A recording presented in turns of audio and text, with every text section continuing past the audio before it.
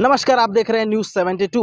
हम बात करेंगे, आप जितने भी बड़े चैनलों में देखते हैं तो डिबेट के समय बड़े बड़े नेताएं, मंत्रियां और प्रवक्ता बात करते हैं, लेकिन आज एचबीएन न्यूज़ 72 की पहल कि कार्यकर्ता भी देखें कि वो मुद्दा कहां पर आता है। चाहे छत्तीसगढ़ की राजनीति हो, चाहे भाजपा और कांग्रेस के दोनों तीखेवार जो पलटवार चलता है, इसके लिए हम खास पेशकश में आज एपिसोड में लाए हैं टक्कर सीधी बात आर के राजपूत के साथ। ऐसे में भारतीय जनता पार्टी के पुरानी बस्ती मंडल के महामंत्री मोहन पाठक जी भाजपा की तरफ से अपना पक्ष रखेंगे और ब्लॉक अध्यक्ष हमारे अमिताभ राजा घोष जी हैं कांग्रेस की तरफ से, वो अपना पक्ष रखेंगे। पहला सवाल मेरा कांग्रेस की तरफ से रहेगा। अमिताभ राजा घोष जी, स्वागत है खास कार्यक्रम में आपका, और 60 सेकंड में आपको समय दूंगा। क्या लगता है अभी जो हाल में मुद्दा उठा है, पूर्व कैबिनेट मंत्री राजेश मूणत जी ने मुद्दा उठाया है कि भाजपा के कार्यकर्ताओं को पुलिस द्वारा प्रताड़ित किया जा रहा है और यह पूरा कार्य सत्ता में बैठी सरकार कर रही है।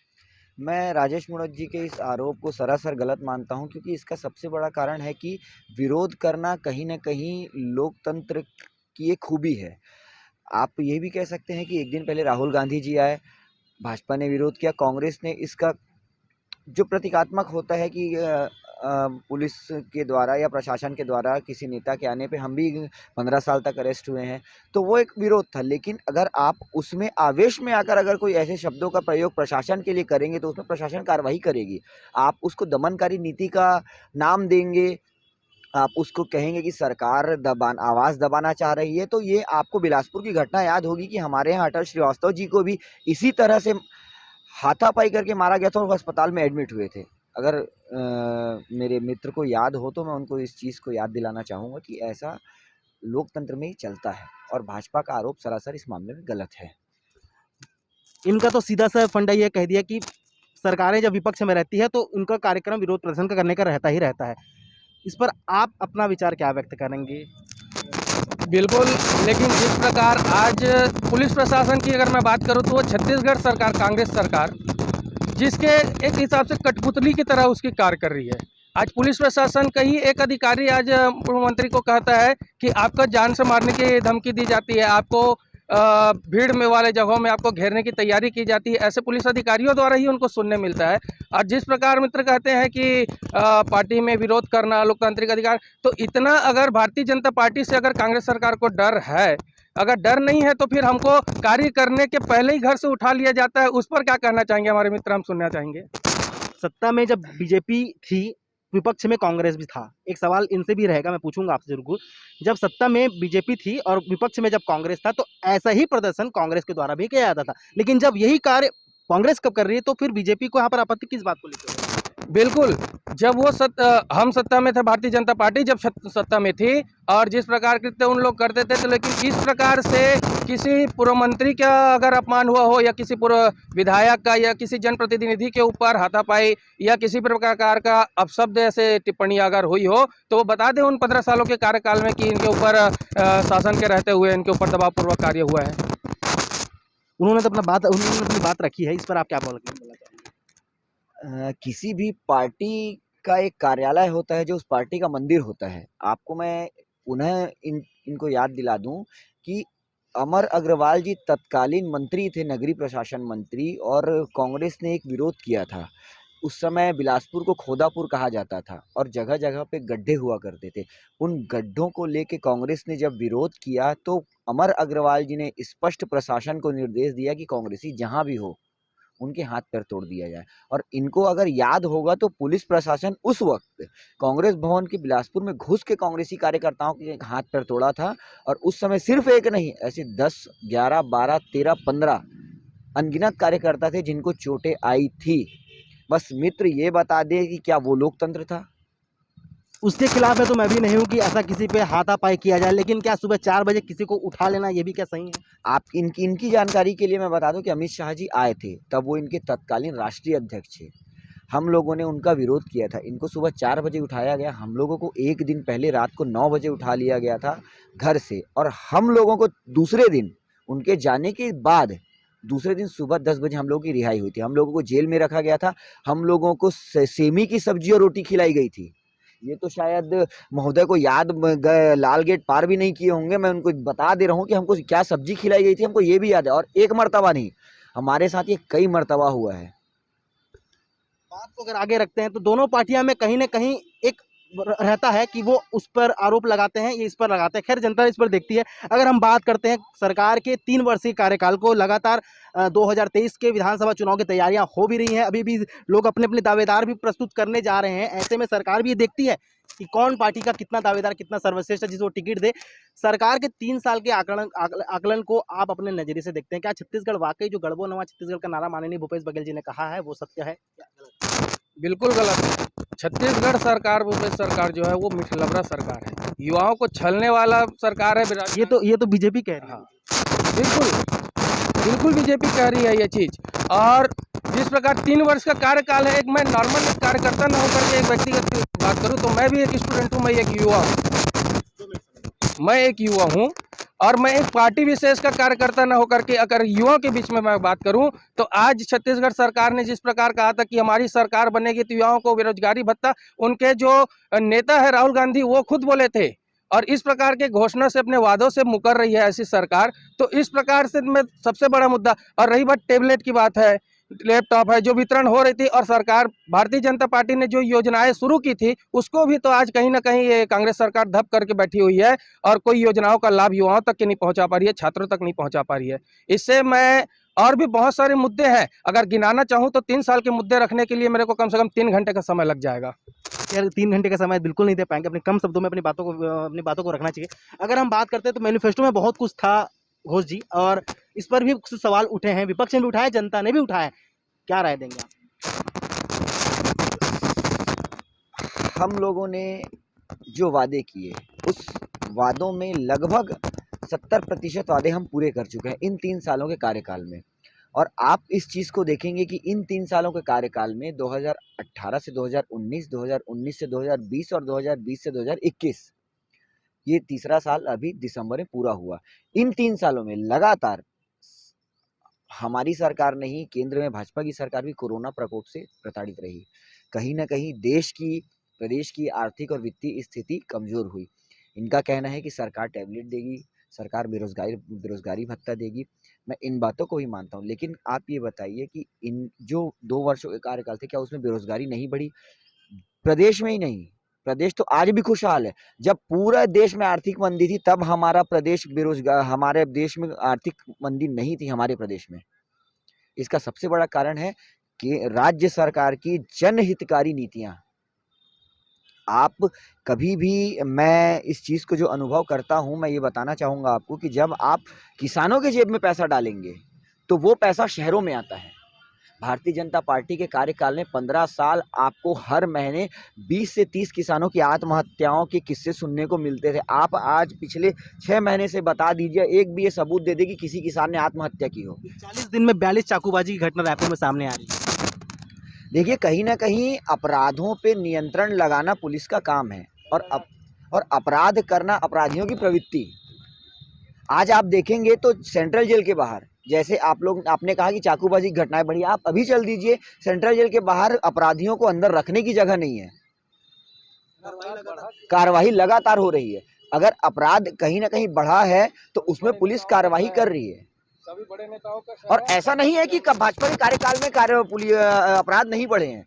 जलियांवाला कांड आपको याद होगा। सवाल दोनों पे रहेगा, भाजपा के कार्यकाल में भी ऐसी घटनाएं होती थी और इस पर भी से अपराध नहीं बढ़े थे। इस तरह से अपराध आज जिस प्रकार कांग्रेस सरकार में अपराध दिख रहे हैं, अरे आज दिन दहाड़े की बात करते हैं। मैं अभी 2 दिन पहले की घटना बताता हूँ, रामनगर की घटना है। मैं वहां पर बैठा हुआ था और जो छोटे छोटे बच्चे वहां पर मुंह में चाकू लगाए हुए वहां पर से गुजर रहे थे, बाइक में थे। चूंकि उसको आवाज मारने के लिए 2-3 लोगों ने उसका प्रयास भी किया लेकिन रुके नहीं। और ये कहीं ना कहीं आज जो मैं बात करूं कि आज अपराध का गढ़ जो बनते जा रहा है छत्तीसगढ़, उसका कहीं ना कहीं बड़े नेताओं का इसमें श्रेय है। क्योंकि आज जो जिस प्रकार अवैध चीजों की जो खुलेआम बिक्री हो रही है, चाहे वो गोली हो, चाहे किसी भी प्रकार का नशीले पदार्थों का जो खुलेआम यहाँ बिक्री हो रही है, और वही आज अपराध का गढ़ बनते जा रहा है छत्तीसगढ़।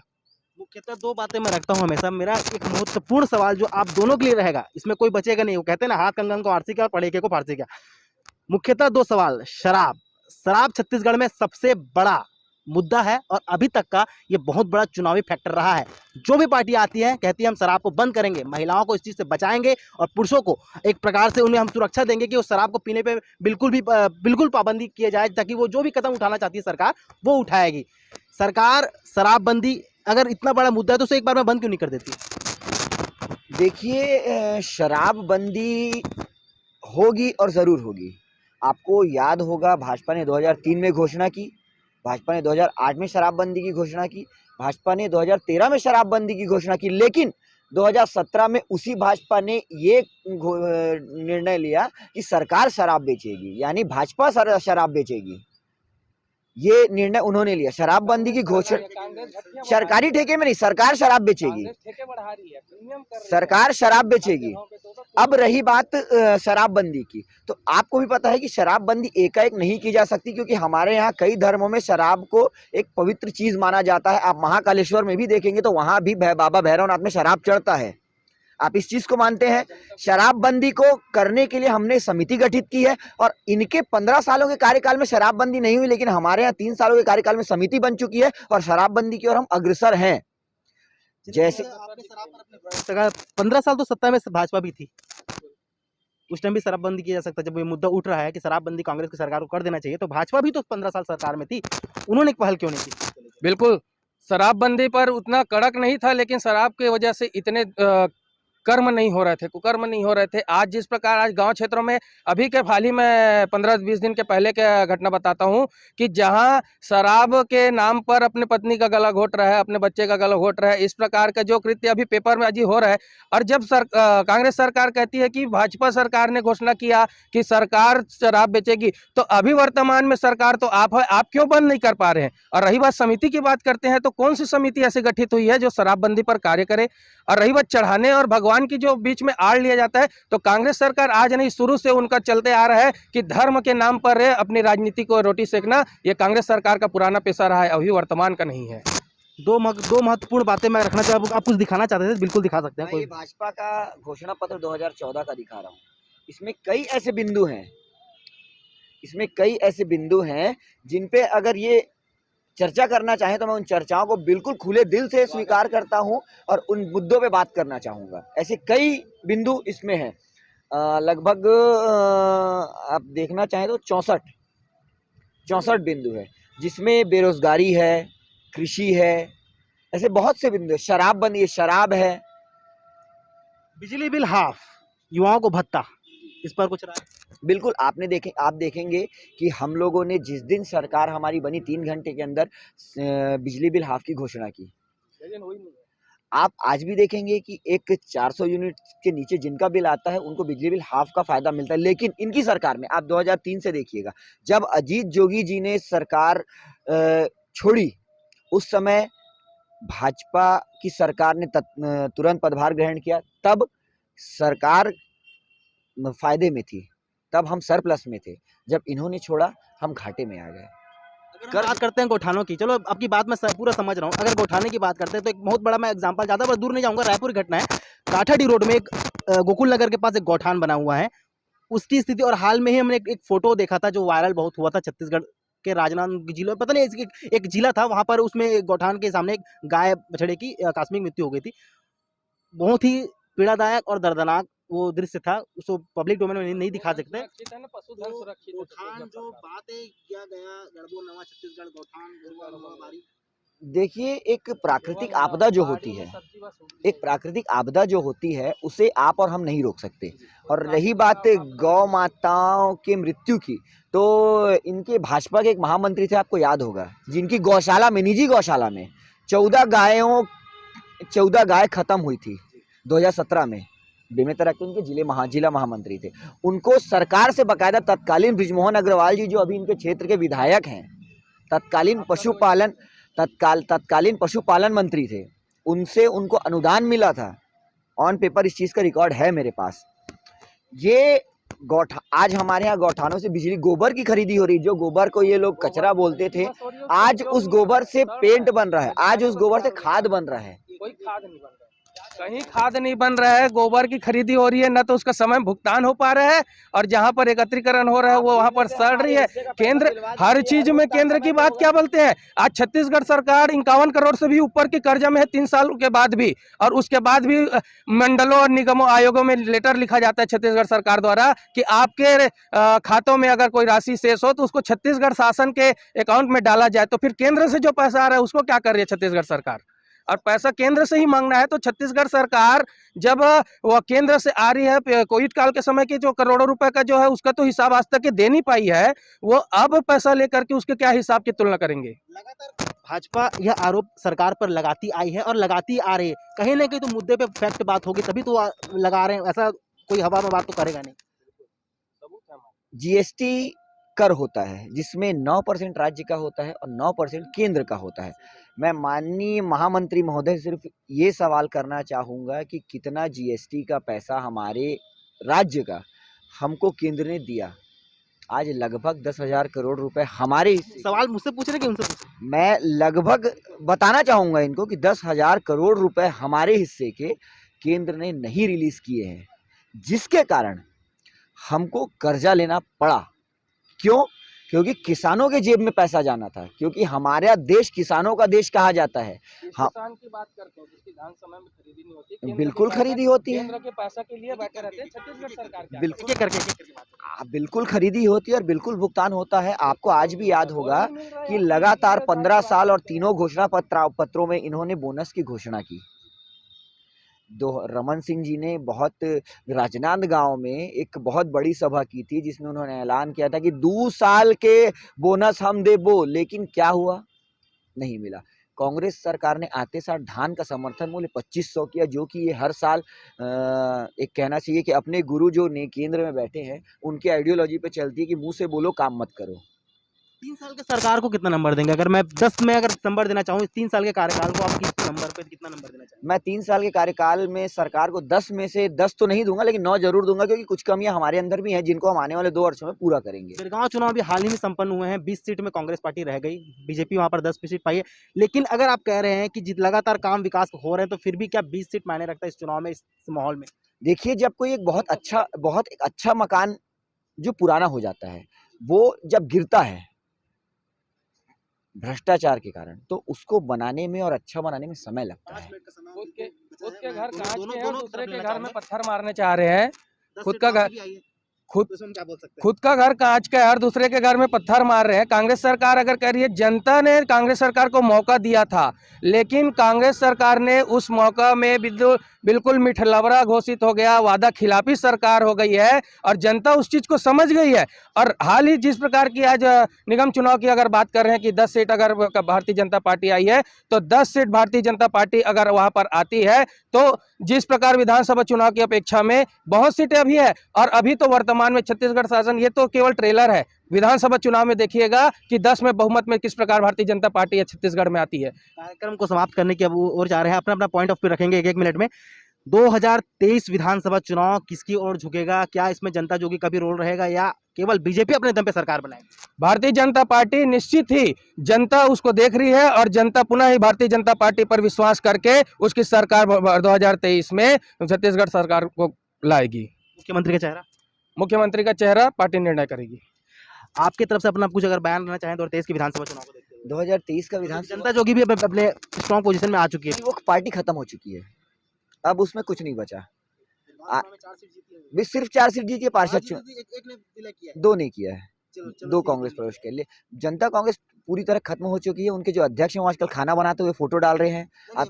नहीं, मैं एक बता रहा हूँ कि आजकल उस पार्टी को हम बात करना मतलब एक उनको तवज्जो देने वाली बात है। उस पार्टी के बारे में हम बिल्कुल बात नहीं करेंगे। जो मुख्य उस पार्टी से नहीं निकले, हम कभी उस पार्टी में गए नहीं। व्यक्तिगत टिप्पणी किसी पे नहीं करना है, मैंने पहले ही कहा था। आप अपनी बात उसी चीज को बोल रहा हूँ। देखिए, 2023 में 65+ का नारा इन्होंने दिया, 65+ हम लेके आए। हम चाहते हैं ये 75+ का नारा दे। बिल्कुल 75+ लाएगी बीजेपी इस बार। हम 80 लेके आएंगे, क्योंकि हमें इस चीज पे पूरा भरोसा है कि हमारा प्रदेश किसानों का प्रदेश है और आज किसान खुशहाल है। कोई किसान CM का चेहरा कौन है? केंद्र का सीएम का चेहरा तो पार्टी निर्णय लेती है सरकार किस तरह पैसा पटा रही है उस चीज का। कि देखिए ये पार्टी का निर्णय होता है। आपको उत्तर प्रदेश के चुनाव अंतिम समय में याद होगा जब योगी आदित्यनाथ जी सांसद थे, लेकिन उनकी पार्टी निर्णय लिए। हमारे यहाँ भी पार्टी निर्णय लेती है। हो सकता है आने वाले समय में निर्णय लेती है, व्यक्ति विशेष निर्णय लेता है। खैर वो बात की बात है। पार्टी परिवारवाद को अभी दूर रहेंगे, वो राष्ट्रीय मुद्दे हैं। हम अभी केवल छत्तीसगढ़ राज्य की बात कर रहे हैं और केवल अपने जिलों की बात। हमारी पार्टी जो है वो संगठनात्मक रूप से चलती है। विधायकों ने जो अपने दल का नेता चुनेगा, जिनको विधायक, वो मुख्यमंत्री बनेगा। सभी अपनी अपनी पार्टी अपने बात को रख रहे हैं। आप लोगों को बहुत समय दिए, उसके लिए मैं आपका तहे दिल से आभार व्यक्त करता हूँ। 30 सेकंड।